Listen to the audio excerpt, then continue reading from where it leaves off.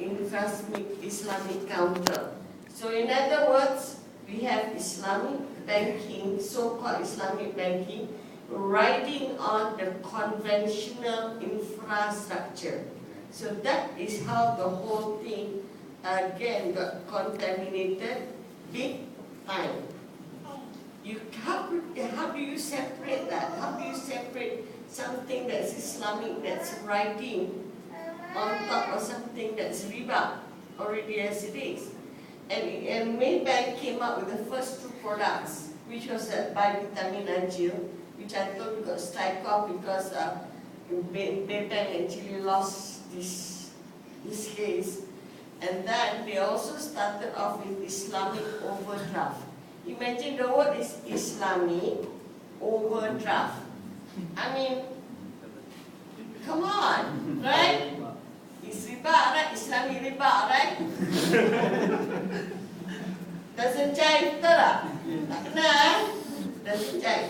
Alright. Can you explain what is overdraft? Okay. Please. Overdraft. Okay, now. Using money you don't Not have. all banks can have what we call current account. Only conventional bank and an Islamic bank can have current account. Current account, eh? Alright, current account. Current account is your checking account where you sign check. I owe you. You go to the bank. This is the check. I want to draw the money out. Yeah. Alright. Now, what it means by overdraft is sometimes there's not enough money in the account, so you can overdraw the money out from the current account. So essentially, you borrow from the bank by overdrawing on your account. That is what an overdraft is all about. By overdrawing on your account, you actually pay on the interest on overdrawing because you actually borrow money from the bank. So only commercial bank and Islamic conventional imagine the word Islamic bank, I can't even come out from my mouth. Okay, can have a current account. Alright. So having said that, imagine having an Islamic overdraft. Does it make sense, doesn't it? You cannot overdraw on something that doesn't exist. Correct? Correct. Yeah. So that was how the whole Islamic banking started on the conventional bank basis. That is, yeah. So means overdrawn and you have to pay. So Islamic banking is You pay profit, you pay profit fee. For For overdraw. the service. For the service. service charge. Yes. Exorbitant service charge. Yes. For overdrawing on your Islamic overdraft. It's like a fee. So that was how the whole thing started, yeah? What was the involvement of the Baini Syariah? Oh, you know what? I would get so angry when the first thing started out. I would bring the whole thing to Islamic banking division. Okay, Islamic banking division in Maybank. And I said, what kind of nonsense is this? Standard answer, Sharia Advisory Council kata, boleh. But who pays the salary of the Sharia Advisory Council? The bank. How can you be impartial when you are drawing salary from the very industry that you're trying to regulate? Regulate, exactly. You can't.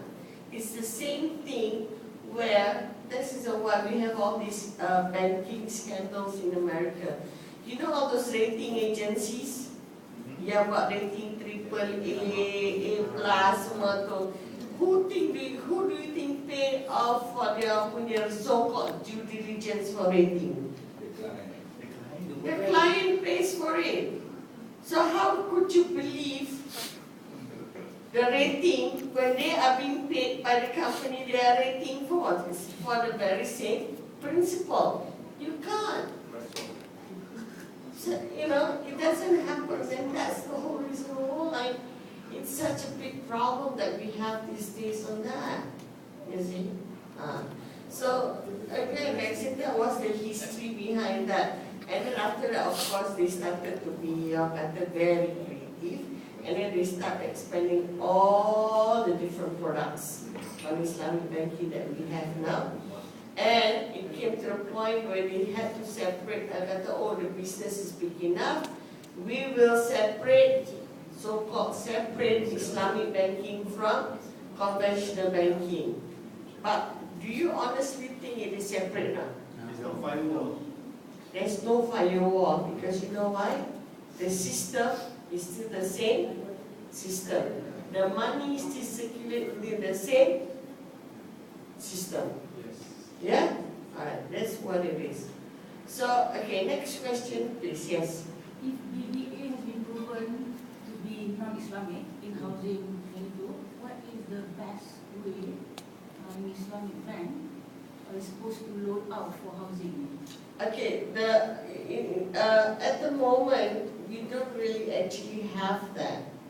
Okay, we don't actually have a true or better model to actually do house financing.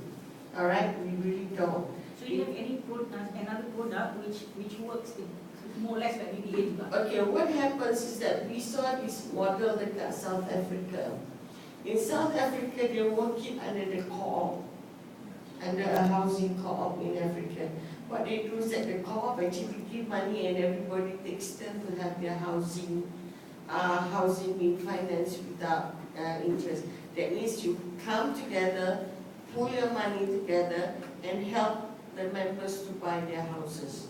That is how it works. They can't support too many then. Itu macam main kutu, you know? Yes, it is. That's what it is. At the moment, that is the best model that we could find, that we have researched, that actually support totally non-interest. Unless, Yeah, I wanted to say about, we are so ingrained and so being conditioned to take out loan to finance our lifestyle. Okay, when you take out, I'm loud enough. When you take out loan, it's out of necessity, not to show off, your new car or new house. Okay, back during our forefathers' day, what they did when they want to own a house, first they buy the land, then they build probably one-room house. And when they have children, because you work and you save, and then you extend it, build another room, and then becomes double story. That has been for thousands of years. But here, no, I mean at that time pun bandaraya tak kacau. I mean you're allowed because it's your land. Yeah, you can build as when you need it. So you save and you buy. That has been like that before. When you need a car, you can afford it, buy a motorbike first. If you can't afford to buy a house, rent first. Okay, don't simply, you buy and then you need to take out another loan to renovate the house, take out another loan to furnish the house, go to courts memo, take out another loan to buy the TV. No, that's wrong. Yes. Okay, if you want to have some money to spend on your children's education, you really need the money that we used to set our goal to pajak gadai kan, and then now we have this yang introduce yang RQ dia kan, gambar ayat itu. Lepas sekarang saya baca dalam link di website di China tu is haram untuk pajak dekat arah ni. So sekarang macam mana cara kita nak dapat duit kalau we so badly want the money for your education? How do you? Why don't you just sell it off the gold? Why you nak pajak? You need the money, just sell it off. That's the reason why you buy it first. So you go and sell it. Sell it. It's not. Not But then pajak. pajak gadai is halal kan? No, it's not. It's not. It's not. Okay, let's say you beli gold masa harga mahal. Dia nanti harga turun sekarang ni kan? Baru nak naik balik dah hari ni. Yesterday harga turun. And then you need that money at that time, you know. And then you have to sell your gold at a lower price. So how is it? You just have to sell it. Sell it. It's okay. Wallahi, that's the whole reason why you collect gold. Orang dulu, kalau kita orang perempuan ni, that's our wealth. You sell it. Right? That is the whole reason behind it. You know, that is our. So memang tak boleh lah kita nak pajak macam gadai tu. I'm going to tell you why, okay. Your credit card punya interest rate berapa persen? 18 18%, right? per year. Per year, right? Okay.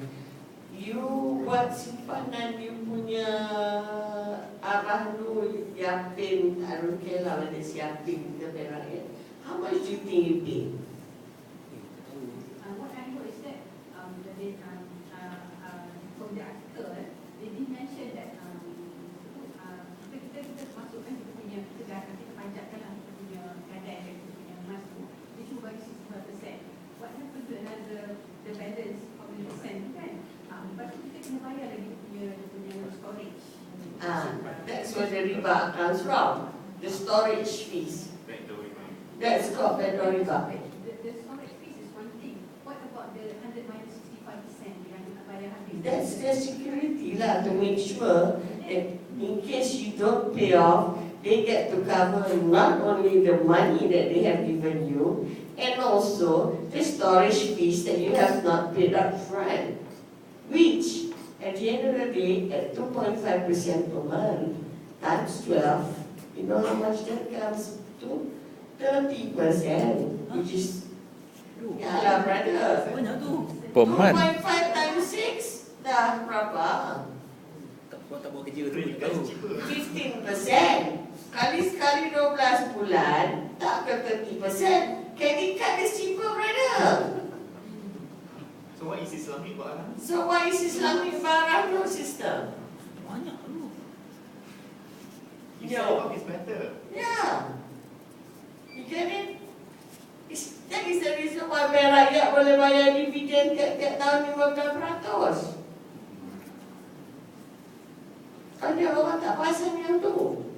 We're going on and on about the flaws in the system. Nah. Okay, what can we do to overcome this? This is where young Dave was talking about. Hence the reason why from now we've got to start saving in gold. And he does that, I do that for my children's education.